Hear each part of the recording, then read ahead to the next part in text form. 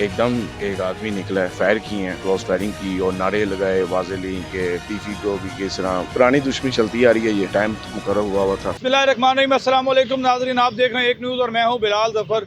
नाज़रीन, गुज़िश्ता रात अमीर बालाज उर्फ टीपू ट्रक्का वाले के बेटे के ऊपर जो है वो हमला किया गया, जिसके बाद वो हॉस्पिटल शिफ्ट किया गया, लेकिन वो जहाँ पर ना हो सके और अपने खालिक की से जहाँ मिले। शादी में गया था जिसके वालिद साहब का DSP भी थे और इतलात ये है कि वो खाना खा रहे थे तो उनके सामने एक बंदा तस्वीर बनाने के लिए आता है या वीडियो बनाने के लिए आता है, तो वो उनके ऊपर अटैक करता है जिसमें वो पूरा ब्रेस्ट मार देता है और उसके बाद अमीर बालाज को अस्पताल जिना हॉस्पिटल शिफ्ट किया जाता है, लेकिन वो जहाँ पर नहीं होते। साथ उनके दो साथी भी जख्मी हुए थे और अभी तक की इतलात के मुताबिक उस शूटर की डिटेल्स जो हैं वो सामने आ गई हैं। उसका ID कार्ड निकाल लिया गया है। वो शेखुपुरे का रिहायशी है और वो कम से कम 60 साल उसकी उम्र है। क्या कहना चाहेंगे अमीर बालाज के बारे में?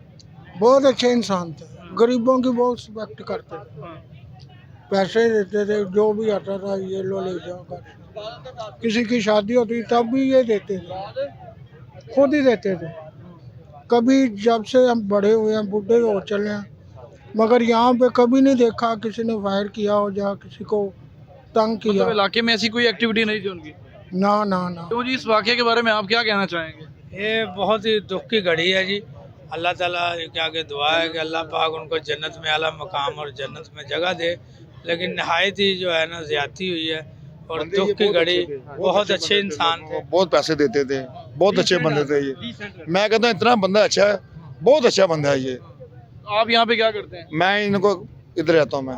जी बिल्कुल, फरहाद अली शाह साहब इस वक्त जनाजे में मौजूद हैं। फरहाद भाई, क्या कहना चाहेंगे, ये क्या वाक़या है? बहुत बड़ा साने है, मैं समझता हूँ, क्योंकि मैं ज़ाती तौर पर जानता हूँ मुसब एडवोकेट हमारे चैम्बर में हैं जो बलाज के छोटे भाई हैं और बहुत ही प्रोफेशनल बच्चा है, हमारे साथ काम करता है हमारे चैम्बर में और बहुत बड़ा जुल्म है। और बलाज को मैं ज़ाती तौर पर जानता हूँ कि इतना अच्छा लड़का और गरीबों का दिल दादा। मैं बहुत से केसेस ऐसे मैंने किए जिसमें बलाज ने हमें अगर फ़ीस भिजवाई भी है तो उस फैमिली को नहीं बताया और हमें ये कहा कि इनकी मदद जितनी हो सकती है लीगल एड प्रोवाइड करनी। तो मैं दुआ कहूँ कि अल्लाह ताला उसके घर वालों को सब्र दे और अल्लाह ताला उसको करवट जन्नत दे। ये तो सुलह हो रही थी इसकी हर मामलात में और ये तो लोगों को पैगाम दे रहा था कि दुश्मनी से दूर रहे। बेसिकली इशू ये नहीं था। देखें, रियासत जो है उसको अपनी ज़िम्मेदारी पूरी करनी चाहिए और अगर कोई पार्टी सुलह कर भी रही है तो, लेकिन इस तरह से ये जो वाक़या हुआ है इस पे पूरी तरह स्टेट को जो है अपनी रिस्पॉन्सिबिलिटी पूरी करनी चाहिए और बतौर प्रोसिक्यूटर जनरल पंजाब पूरे तरीके से प्रोसिक्यूशन डिपार्टमेंट इस केस को एक एग्जाम्पल सेट करने के लिए लेगा और पूरे तरीके से इंशाल्लाह ताला इंसाफ की फराहमी यकीन है। क्या समझते हैं आप, PG पंजाब है, पंजाब या लाहौर में दोबारा गैंग वार का सिलसिला शुरू हो गया है? देखिए, गैंग वार इसे नहीं कह सकते, ये बेसिकली ख़ानदानी दुश्मनी का शाखसाना अभी तक कहा जा रहा है, लेकिन अभी इन्वेस्टिगेशन अंडर प्रोसेस है। इन्वेस्टिगेशन होगी तो चीज़ें सामने आएंगी। कातिलों को कब तक पकड़ा जाएगा ये भी? देखिए, कातलों को पकड़ना स्टेट की रिस्पॉन्सिबिलिटी है और इंशाल्लाह ताला जल्दी ही कातिल जो है वो कैफरे किरदार होंगे। जी बिल्कुल, इस वक्त अमीर बालाज के कज़न ज़रबख्त हमारे साथ मौजूद हैं जो मौके पे अमीर बालाज के साथ मौजूद थे। उनसे पूछते हैं कि सारा क्या वाक़या हुआ। अच्छा सर, आप बताएंगे क्या वाक़या हुआ? वो तो शादी अटेंड करने गए थे, इतलात ये मिली। एक दोस्त की, हमारे भाई की शादी थी, एक दोस्त की अटेंड करने गए थे तो उठने का टाइम था। जब उठे हम स्टेज में मिल के तो वापसी की तरफ, एग्जैक्ट की तरफ हमारा रुख था तो बीच घर में काफ़ी लोगों का वहाँ पे मजमा था कि फ़ोटो के लिए।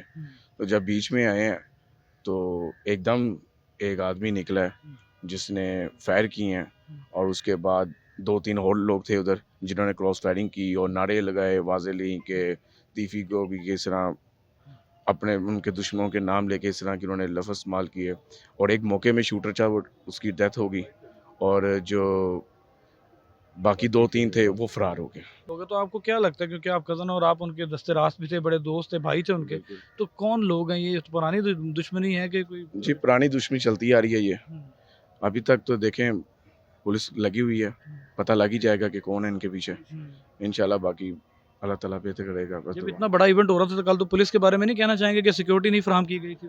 नहीं, देखें उनको भी हम कसूरवार, क्योंकि हमारी अपनी सिक्योरिटी है, हम अपनी लेके चलते हैं, लेकिन बस जो एक टाइम मुकर्रर हुआ था, बाकी अल्लाह ताला बेहतर करेगा इंशाल्लाह। जो भी है इनके पीछे वो सामने आ ही जाएंगे।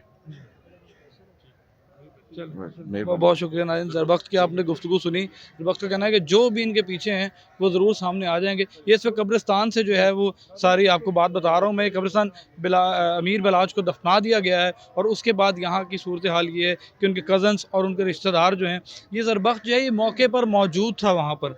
उनका कहना है कि लोग सेल्फी बनाने के लिए आए और कुछ आवाज़ें इस तरह की आना शुरू हो गई। गोगी भट्ट, तीफी भट्ट, इनके अमीर बलाच के मुखालफिन के बारे में जो आवाज़ें निकाली जाने लगी, जिसके बाद ये लोग थोड़ा सा कॉन्शियस हुए और ये स्टेज पे दूल्हे को मिल के निकलने के लिए तैयारी कर रहे थे। लेकिन इतनी असना में लोग सेल्फियाँ बनाने के लिए, तस्वीरें बनाने के लिए आए और इसी में वो शूटर भी एक आया, उसने सीधा अटैक अमीर बलाच पे किया और अमीर बलाच के गार्ड्स ने भी इनके ऊपर फायरिंग की, जिसके बाद ये सारा वाक़या पेश आया। मिलते हैं नई स्टोरी, नई वीडियो के साथ, तब तक हमें इजाज़त दीजिए। अल्लाह हाफ़िज़।